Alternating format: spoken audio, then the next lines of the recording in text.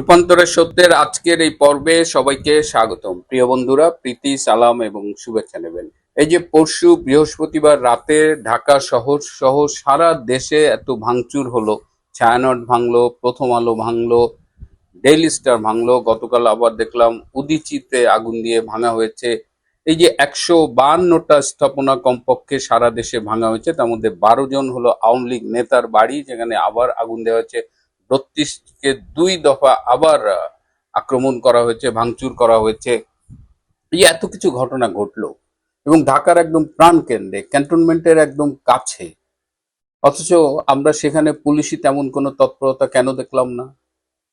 কেন সেনাবাহিনী সময় মতো সেখানে এলো না? যদিও দেরি করে এসেছে, সেখানে আবার উপস্থিত জঙ্গিদের কাছে সময় চাচ্ছে যে আমাদের 20 মিনিট সময় দেন, আমরা একটু ভেতরে গিয়ে চলে আসবো।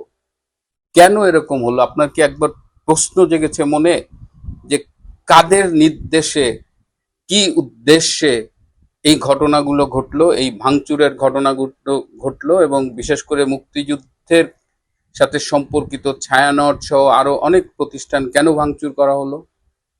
এবং আরো ইন্টারেস্টিং হলো, এখানে উদীচী গত বছরের জুলাই আগস্টের যে জঙ্গি অভ্যুত্থান, যে মোল্লা সেনা অভ্যুত্থান, সেখানে উদীচীর ভূমিকা আপনাদের নিশ্চয়ই মনে আছে। তারাও সেদিন লাল বদর সেজেছিল।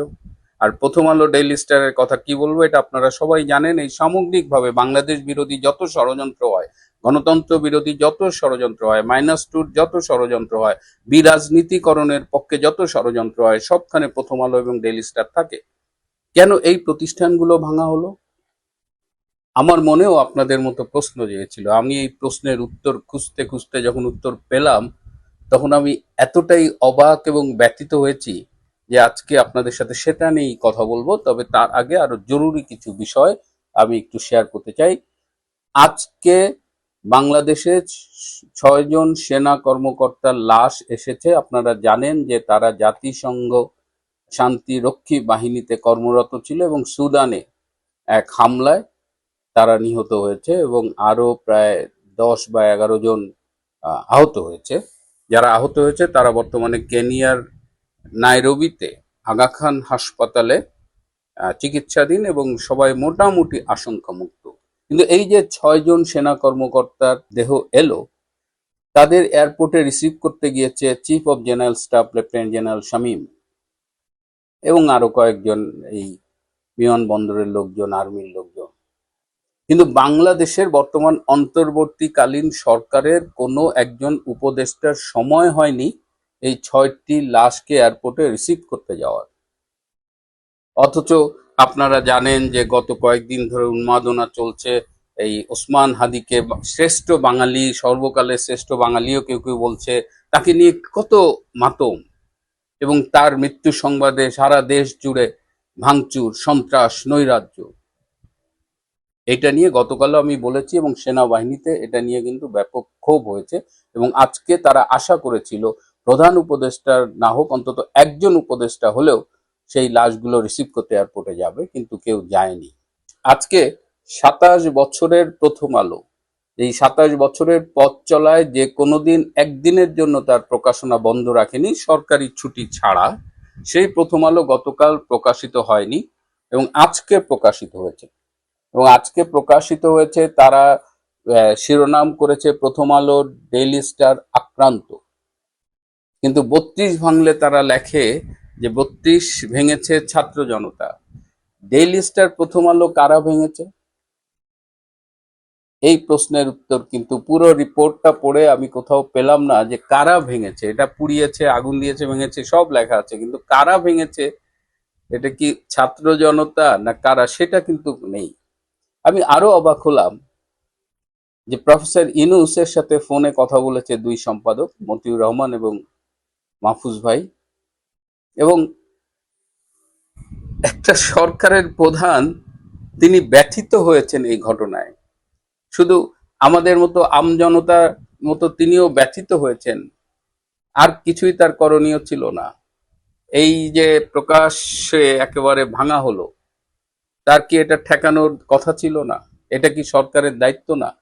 এবং আরো অবাক করা ব্যাপার কি জানেন, এই মতি ভাই এবং মাহফুজ ভাইকে দেখলাম যে একেবারে গদ গদ হয়ে গেছে, এবং তাদের কথাবার্তা আচরণে মনে হয় এটা বোধহয় আওয়ামী লীগ এসে পুড়িয়ে দিয়েছে, ফ্যাসিস্ট এসে ভেঙে দিয়েছে। মূল ঘটনা হলো, এটা বিশ্বাস করতে আপনাদের অনেকের কষ্ট হবে, কিন্তু আমার সূত্র আমাকে নিশ্চিত করেছে যে অন্তর্বর্তীকালীন সরকারের প্রধান উপদেষ্টা ডক্টর মোহাম্মদ ইউনূসের নির্দেশে সারা দেশব্যাপী এই ভাঙচুর হয়েছে, এবং এই যে স্পেসিফিক ইনস্টিটিউশন ছায়ানট, প্রথম আলো, ডেইলি স্টার, এই সব ভাঙচুরের নির্দেশ দিয়েছিলেন স্বয়ং প্রধান উপদেষ্টা। তার এই নির্দেশ বাস্তবায়নে সমন্বয়কের ভূমিকা পালন করেছে তারই এক বিশেষ সহকারী, যিনি একটি ভিনদেশী নাগরিক।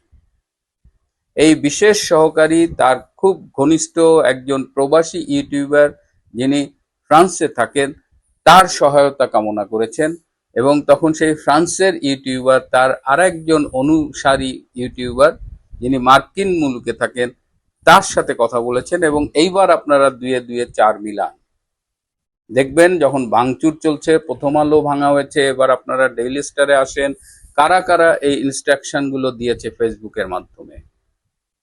এবং এটার জন্য বৃহস্পতিবার বেছে নেওয়া হয়েছিল, যে বৃহস্পতিবার রাতের পরে শুক্রবার দিন ছুটি, সুতরাং এই ঘটনাগুলো ঘটানো খুব ইজি হবে। এবং এই ব্যক্তিগত সহকারীর পক্ষ থেকে স্বরাষ্ট্র উপদেষ্টাকে বলা হয়েছিল যে যেহেতু ওসমান হাদি মারা গেছে, ছাত্র জনতা শোকাহত, তারা স্বতঃস্ফূর্তভাবে শোক জানাতে রাস্তায় নামতে পারে, তাদের যেন কোনোভাবে বাধা না দেওয়া হয়। স্বরাষ্ট্র উপদেষ্টা যখন বুঝতে পারেন যে এরকম ভাঙচুর হবে এবং সেই ভাঙচুরে তার আইন শৃঙ্খলা রক্ষাকারী বাহিনী বাধা দেবে না, তখন তিনি মোবাইলটি অফ করে রাখেন, কারণ তিনি জানেন যে ঢাকা শহরে বা সারা দেশে যখন এই সন্ত্রাসী ঘটনাগুলো ঘটবে, ভাঙচুর হবে, তখন স্বভাবতই মানুষজন স্বরাষ্ট্র উপদেষ্টাকে খুঁজবে। বৃহস্পতিবার রাতে যারা স্বরাষ্ট্র উপদেষ্টার সাথে যোগাযোগের চেষ্টা করেছেন, অনেকেই খেয়াল করেছেন তার মোবাইল বন্ধ ছিল। এবং যখন এই সন্ত্রাসী ঘটনাগুলো ঘটে, তখন পুলিশের আইজিপি ডক্টর বাহার তিনি স্বরাষ্ট্র উপদেষ্টার পরামর্শ পাওয়ার জন্য তাকে ফোন করে দেখেন তিনি মোবাইল বন্ধ, এবং এক পর্যায়ে আইজিপি নিজেও তার মোবাইলটি বন্ধ করে রাখেন।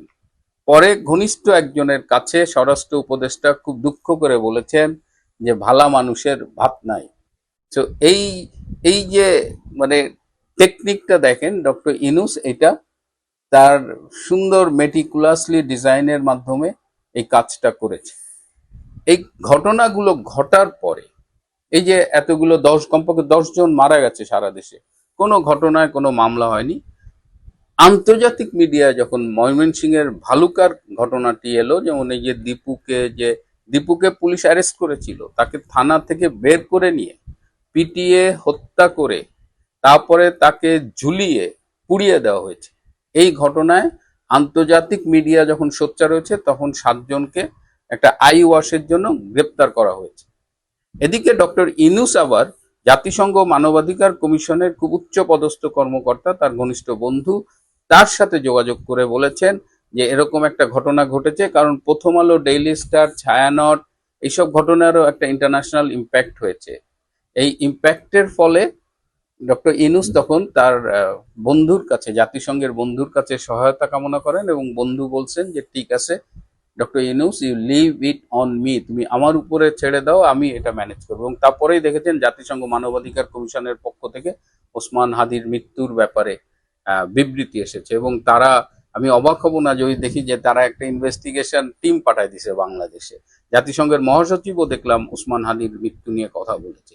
সুতরাং এই যে মেটিকুলাসলি ডিজাইন, এই পুরা ডিজাইনটা খুব নিখুঁতভাবে করা হয়েছে। একটা মাত্র ভুল সেখানে হয়েছে, যে এই এই উগ্র জঙ্গি গোষ্ঠী, সন্ত্রাসী গোষ্ঠী, তারা ভারতের চিটাগাং এবং খুলনার স্থানীয় কার্যালয় এবং তাদের যে রাষ্ট্রদূতের পক্ষে যিনি থাকেন, দূতাবাসের পক্ষে, তার বাসভবন আক্রমণ করেছে। That was the only mistake doctor Yunus committed, এবং এইটার জন্য তাকে মাসুল দিতে হবে। আমি জানি আপনারা অনেকেই অবাক হচ্ছেন, কিন্তু ডক্টর ইউনূসকে যারা এখনো চেনেননি, তারা একটু মিলিয়ে দেখবেন যে এই মানুষটা এরকমই, এবং খুব নিখুঁতভাবে তিনি এই ওসমান হাদির মৃত্যুকে কেন্দ্র করে তিনি আজকে এই যে সংসদ ভবনে লোক আনা টানা, তিনি একটা গত বছরের জুলাই আগস্টের একটা ভাই বানার চেষ্টা করছেন, কারণ তিনি সরকার পরিচালনায় ব্যর্থ, বাংলাদেশের অর্থনীতি ধ্বংসের মুখে, বাংলাদেশের জঙ্গিবাদের সর্বত্র উত্থান ঘটেছে এবং সারা পৃথিবীতেই বাংলাদেশের এই বাস্তব অবস্থাটা কিন্তু মিডিয়ার কল্যাণে, সামাজিক যোগাযোগ মাধ্যমের কল্যাণে এবং নিজস্ব সূত্রের মাধ্যমে সব দেশের কাছেই পরিচিত। সুতরাং এই জায়গা থেকে ডক্টর ইউনূস, এবং কষ্ট এই জায়গায় লাগে যে এই প্রথম আলো ডক্টর ইউনূস এবং তার উপদেষ্টা পরিষদকে ক্ষমতায় বসানোর জন্য অনেক ভূমিকা রেখেছে, এবং ডেইলি স্টার, সেই প্রথম আলো ডেইলি স্টারের এই বিপদের দিনে ইউনূসের কোনো উপদেষ্টা পাশে গিয়ে দাঁড়ায়নি। এটাই রাজনীতি, এটাই ইউনূসের মেটিকুলাসলি ডিজাইন প্ল্যান। প্রিয় বন্ধুরা, আজ এ পর্যন্তই। ভালো থাকবেন, সুস্থ থাকবেন, তার চেয়েও জরুরি হলো নিরাপদে থাকবেন। সবাইকে অনেক ধন্যবাদ।